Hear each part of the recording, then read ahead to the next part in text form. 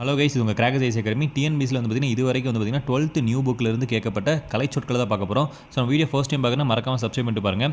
த fiction அப்படின்னா புனைவு, இது 2024 குரூப் 4ல் கேட்டிருக்காங்க. அடுத்து பாருங்கள், அஃபிடவிட் அப்படின்னா ஆணை உறுதி ஆவணம். அஃபிடவிட் அப்படின்னா ஆணை உறுதி ஆவணம்.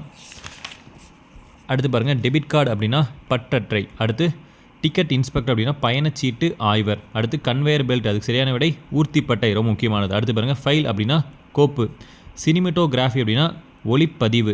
இந்த மாதிரி டெபிட் கார்டு கேட்டிருக்காங்க. டெபிட் கார்டுனா பற்று அட்டை. அடுத்து பாருங்கள், ஸ்டாம்ப் பேட் அப்படின்னா மை பொதி. மை அட்டைன்னு போட்டக்கூடாது, சரியான விடை மை பொதி.